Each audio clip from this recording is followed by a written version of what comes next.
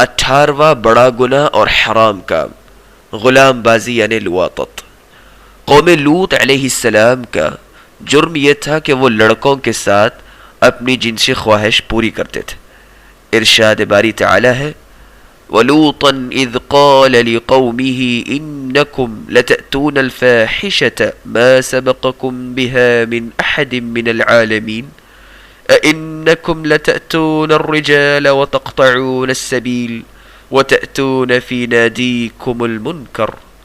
سورۃ العنکبوت آیت نمبر 28 اور 29۔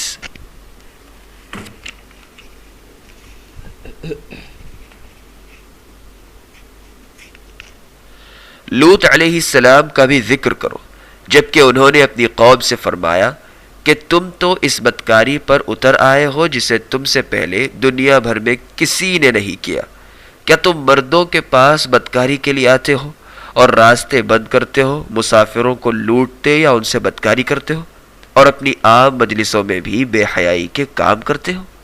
اس خطرناک جرم کی بدی اور قباحت کے سبب قوم لوط علیہ السلام کو اللہ تعالی نے 4 مختلف قسم کی سزائیں دی۔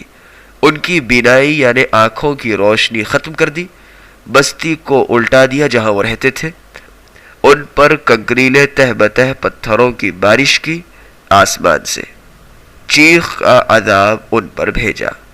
یہ چاروں عذاب قوم لوط کے علاوہ اور کسی قوم پر اللہ تعالیٰ نے اکٹھے نازل نہیں فرمائے۔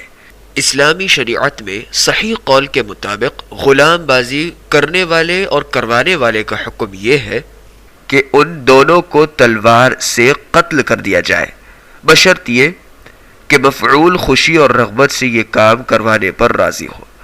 عبداللہ ابن عباس رضی اللہ عنہما روایت کرتے ہیں کہ رسول اللہ صلی اللہ علیہ وسلم نے فرمایا من وجدتموه يعمل عمل قوم لوط فاقتلوا الفاعل والمفعول به۔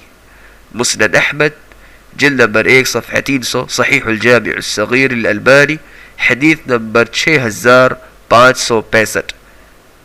جسے تم قوم لوط کی طرح بدکاری کرتے ہوئے پاؤ تو فاعل اور مفعول یعنی کرنے والے اور کروانے والے دونوں کو قتل کر دو۔ زنا اور لواطت جیسی بدکاریوں کی وجہ سے آج ہمارے زمانے میں مختلف قسم کے طاعون، ایڈز اور طرح طرح کے لا علاج بیماریاں پیدا ہو چکی ہیں، جو کہ ہم سے پہلے لوگوں میں موجود نہیں تھی۔ اس سے اندازہ ہوتا ہے کہ اسلامی شریعت نے بدکاری کی اس قدر سخت ترین سزا جو مقرر کی ہے، اس کے اندر کس قدر حکمت پوشیدہ ہے۔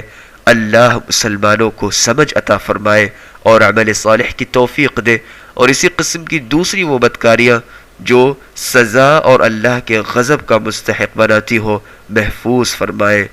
آمین یا رب العالمین۔ وما توفیقی الا باللہ، علیہ توکلت و الیہ انیب۔